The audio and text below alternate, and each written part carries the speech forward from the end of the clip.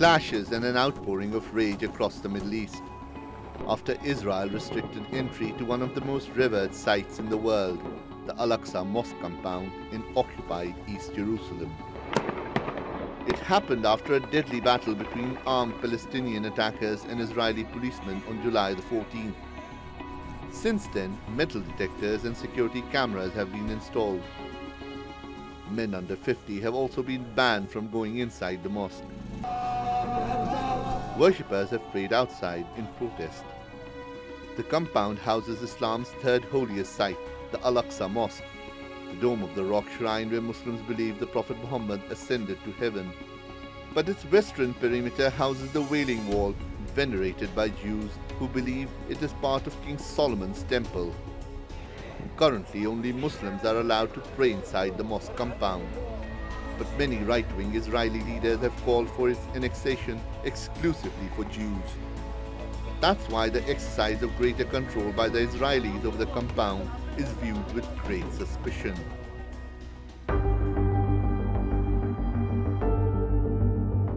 Al-Aqsa has been under former Israeli occupation after the Israeli army captured East Jerusalem in 1967. But under an agreement, it's been managed by the Waqf Trust as a Muslim-controlled site. Since 1994, the trust has been under the guardianship of the Jordanian government after a peace treaty was reached with Israel. That means that any decision without taking the consent of the trust and the Jordanian government is seen as breaking the status quo. Since the beginning of the events, I've held a series of meetings and evaluations with all security. We are making decisions accordingly. We are conducting this with composure, determination and responsibility, and we will keep doing so in order to preserve security. That means many worshippers will continue to be prevented from praying inside the mosque. It's the first time that's happened since Ariel Sharon paid a visit in 2000. That incident led to the second Palestinian Intifada and the deaths of 6,000 Palestinians and 1,000 Israelis. Shoaib Hassan, the Newsmakers. Well, joining me now in the studio is Azam Tamimi. He's the chairman and editor-in-chief of Al-Hiwar TV channel and the author of the book Hamas, Unwritten Chapters.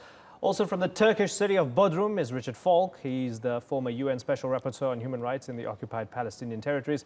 And joining us from West Jerusalem is Avi Bell. He's a law professor at Bar Ilan University. Gentlemen, thanks so much, all of you, for joining us. Avi Bell, if I can begin with you, sir.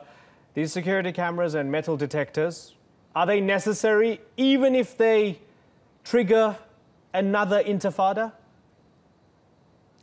Well, I think what we're looking at is the results of a terrorist attack of 10 days ago when three young men, Palestinians from northern Israel, used guns that had been placed there on the Temple Mount to carry out an attack on policemen, then ran back into the Temple Mount where they were ultimately shot. It's obvious that there have to be basic security measures like metal detectors and cameras. The Palestinian Authority has been resisting this kind of thing for a while. A year and a half ago, there was an agreement to place cameras there. The Palestinians foiled it after the Jordanians had agreed with Israel to do it and with the United States.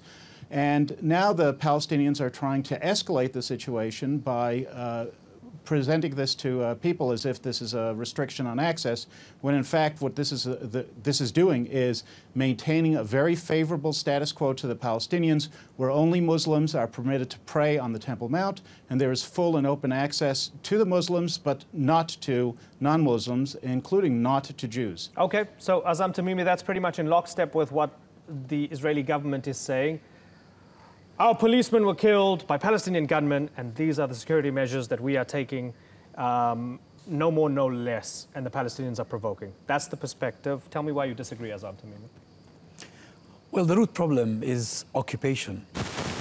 Israel is an occupying power, and it has no legitimate right under international law to take any of the measures it has been taken. And even if there was an act of violence by a couple of individuals or by 3 or 4 individuals, that does not justify collective punishment.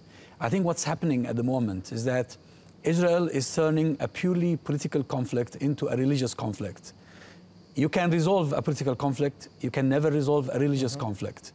This is seen as an attack on the first Qibla of the Muslims, on the third holiest place of worship for the Muslims, and it's provoking not just the Palestinians, it's provoking anger and rage among Muslims all over the world. Okay, so let me then ask Richard Falk, which response from the other two gentlemen sounds more accurate to you? Is it the occupation being the root cause of the problem, or are the Palestinians provoking something here? Which one sounds more accurate? The second response seems to me to be much more in keeping with the real situation, because one has to place what is happening in connection with Al-Aqsa with a wider Israeli effort to squeeze the Palestinians ever tighter. And this is not a fortuitous kind of development. It looks to me as if Israel was waiting for some kind of pretext in order to challenge this very fundamental holy site that is has so often been a flashpoint in the relations between occupying Israel and the Palestinian and Muslim resident population. Okay. I think it's okay. very... Certainly. Just one other thing. Sure. I think it's very crucial to recognize the legal right of Jordan and the trust, as was mentioned in the introduction, to have control over any changes that are allegedly needed for the sake of security. Okay, that's a good point. Certainly. Argument is a pretext. Okay, so let me ask Avi. Avi, the Waqf looks after Al-Aqsa compound not because of a kind of benevolence from the State of Israel, but because this is an agreement, right? And so would you agree that they have the right to make those changes if changes need to be made? Let me just preliminarily say one thing here. Both of your other guests today are on the record as supporters of the Hamas terrorist organization. Their perspective on this is not surprising, but it is something that your viewers ought to take into account when they're presenting their views. Now, regarding the Temple Mount, which, as has been mentioned both by, I believe, by Mr. Tamimi, it's the third holiest site for Muslims. It's also the holiest site in the world for Jews. It's the site of the ancient temples and the place where Jews consider it so holy that many of them will not walk on the Temple Mount. Now, the agreement that Israel has, a lot of this is a unilateral undertaking, but the agreement is quite favorable, as I said, to the Palestinians. And what it says is that the Waqf is in charge of administration, even though Israel retains security control. Now, that's been the case for 50 years. And the Palestinians, not the Israelis, the Palestinians have continuously tried to undermine this. It was the PLO that conducted excavations illegally on the mount in order to try to destroy Jewish antiquities. It is the Palestinian Authority that puts out propaganda about, anti-Semitic propaganda about the filthy feet of the Jews defiling the mount, and claiming all sorts of conspiracy theories about Avi, attempts to change things. There's also the other side to the coin, what we're looking at here... Certainly, there's the other side to the coin. Ariel Sharon triggered an intifada in 2000 because he knew what he was doing. No, there is no, that is not... Right? No, I mean, no, you're talking about provocations. There's two sides. We can play this game. No, I'm not talking about provocation. I'm not talking about provocations. I'm talking about the agreement. The agreement is Israel's in charge of security and the Waqf is in charge of administration. The Waqf here is trying to take charge of security as well by saying that Israel cannot impose a very basic security measure outside, by the way, outside, not inside, outside the Temple Mount. Right. The Waqf at the same time is harassing Jews who come up to the Mount, not in order to pray, but simply in order to visit the holiest site in the world for them. And frankly, there is no provocation that justifies the kind of murder that we've seen. Last Friday, a Palestinian entered into the home of a Jewish family in Halamish and killed 3 people. He stabbed them to death. Certainly. He said he was doing it to defend the honor of Al-Aqsa following the Avi, let me take that. Palestinian so let me take that, propaganda. Avi. Avi, in the interest of, let me take Yes, that and please. pose it to Azam Tamimi. Azam Tamimi, was that wrong? Will you condemn that? What was wrong? The stabbing of the family, whether they were settlers or not. Israeli occupation is wrong. Israeli occupation is driving Palestinians mad. The Palestinians have had an experience with the Israelis that they always use such opportunities in order to confiscate mosques, in order to seize more land. 1994, a Jewish immigrant from America massacred Palestinian worshippers during the month of Ramadan in the Ibrahimi but Mosque. That specific, and as a result of that, case, the Ibrahimi Mosque was taken from the Muslims and divided between the Certainly. Muslims and the Jews. So let's agree. The occupation is wrong. It's a military occupation recognized by the whole world. But was it wrong for this individual to go and stab? Well, end occupation, there will be no violence. Okay, so let me go to Avi. Avi, is it wrong to demolish this guy's family's home when they may have done nothing at all wrong? They may have nothing to do with the crime. I think it's outrageous that your guest is trying to use words like occupation to justify murder. That's unacceptable. There is no such thing as a legal status that justifies murder. Okay. And it makes Certainly, no difference whether... Certainly, and you disagree with him, certainly. You call it murder, he sees it Yes. as a response to occupation. Let me ask you, is it wrong to demolish his family's home? Do you not call it... I'm sorry, do you not call it murder? I'm asking if it's wrong. What do you call it? What do you call it when a gentleman goes into somebody's home? I call it murder, yes. Brings I call out it a murder. knife I'm not debating stabs you. 3 I call people it to murder. death. Yes, I call it murder. I'm asking you, is it wrong to demolish his family's home if they did nothing wrong? Well, this is one of a set of punishments that are used in the world against assets of criminals. Okay, so it's not wrong. If you'll see, the United States, no, it's punishment. not. The United States uses more drastic measures for quite smaller crimes. Okay, but if we're you talking smoke about a Israel. marijuana cigarette, Again, just like I told Azam, No, I understand, I told Azam not to talk about the Ibrahimi Mosque and rather talk about what I was asking him about. In the same way, I don't want you to talk about the United States. I asked you a very specific question about a specific you incident. asked about punishments. You asked about Right. punishments against assets. Okay. And I'm trying to explain what the international Okay. rules are about such things. Punishments against assets, against houses, against cars, against bank accounts are used Okay. increasingly throughout the world. But you're saying including international in rules. Europe. While we're on the subject, can I then get you to accept that under international law, there's an Israeli occupation of the West Bank and East Jerusalem? Israel applies voluntarily, it says, the rules of belligerent occupation to the West Bank. It Okay. does not recognize that there's a state of occupation in Jerusalem. East Jerusalem is part of the Israeli municipality. By the way, I should say that the result of that is that Palestinians enjoy more civil rights than they would under a regime of military administration and belligerent occupation. Okay. Richard Falk, as we discuss this, it's not just politics, it's religion, it's geography, and beyond geography, especially with Jerusalem, it's a psychology. You've been following this for a long, long time. People disagree very fundamentally on the very nature of Jerusalem and what it means to them. We've heard it from the 2 guests, we've heard it for many, many years. With all of that in mind, as we stand right now in 2017, with the current provocations and the current trouble, how do we get out of this?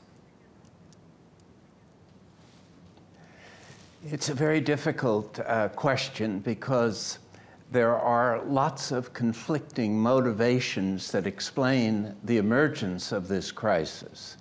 And I would say the dominant one is the effort of the Israeli government at this time, with the subtle encouragement of the Trump presidency, to push the Palestinians to the point of despair and desperation. This is part of a larger context that is making use of the inflammatory flashpoint that Al-Aqsa has been over the years. Even the Israeli security forces, Shin Bet, counseled against the imposition of these metal detectors and cameras. It's something that represents Israeli extremism and the reliance on state terrorism, which your guest in Israel overlooks consistently in his treatment of these issues. And that's the dominant source of violence in this context that we are discussing. And until that is confronted directly, one will have a recurrence of incidents and interactions of this sort. Okay. You cannot occupy a people for 50 years and violate international law and expect them to act like subdued, normal citizens. Okay, so let me give Avi a chance to respond. Avi? Well, your viewers, again, should know that Professor Falk is of the opinion that the United States is responsible for the terrorist attacks in September 11th, 2001. When he attributes all the Palestinian violence to a vast... Okay, Avi, before you move on, That is Avi, absolutely true. For clarity, you were clarity, condemned Avi, by the Secretary General. Yes. Avi, for clarity, Richard Falk, are you a 9/11 truther or not? And then we can move on. Well, it's a complete smear. I have never taken a position on 9/11 attacks. Okay, so Avi, he says it's not a 9/11 truther. He says it's a smear. Can we move on? I don't want to talk about 9/11. That is a complete lie. The Secretary General condemned him for it. But when he gives you stories about vast Israeli conspiracies that are responsible for Palestinian terrorist attacks, you should bear that in mind. He spoke about state-sponsored terror. That's what he said. So I'm giving you a chance to respond. Go ahead. He is trying to attribute Palestinian terrorism to some Israeli conspiracy, and I think that is inexcusable. What you're seeing today, when Fatah calls for a day of rage and calls for Palestinians to take to the streets and be violent, the group that is responsible for that is the group that issued the call. It's Fatah. When you see that the Palestinian Authority puts out repeated stories about alleged attacks on Al-Aqsa that are occurring by Jews simply walking on the ground, this is something that ought to offend our sensibilities. It's not something we ought to say then excuses acts of murder and violence. Professor Falk is trying to turn everything upside down, to create these conspiracy theories to excuse the inexcusable. Okay. And what we really need to see here is responsible voices coming to grips with the results of years of Palestinian policies to try to light up the situation we're running out of time. Can I jump in? Attacking Jews. Can I jump in? Yeah, Sorry. we're running out of time. So, Azam Tamimi, so we see on the ground, people are praying outside now. They refuse to go in, right? It's in protest. They don't want to go through these metal detectors. Very powerful images of them praying outside. Internationally, we've seen this story flare up. Internationally, we've seen people like President Erdogan of Turkey here saying the international community and the Muslim world need to do more. What do they need to do when they need to do more? What does that mean? Well, if you talk about governments, there are several Arab and Muslim governments that have diplomatic relations with Israel and that provide some sort of a clout for Israeli measures.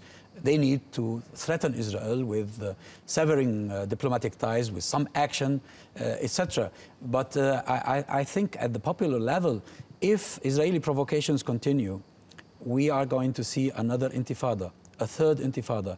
And an intifada is not good news for Israel. Mm-hmm. Is Richard Falk, is a third intifada good news for anyone? Well, I think it's a natural development of this sense that Israel is pushing the Palestinians basically into a posture of either choosing resistance or surrender.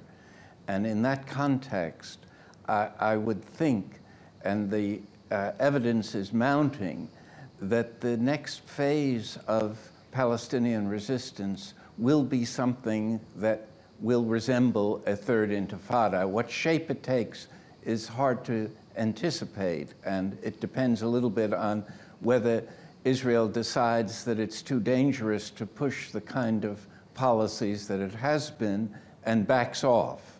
It's very hard to predict at this moment. Okay, very finally, we are completely out of time, but Avi Bell, in the interest of fairness, the other two guests disagree with you on most things here. I want to give you the final word, but if you can, in 20 seconds, please, Avi.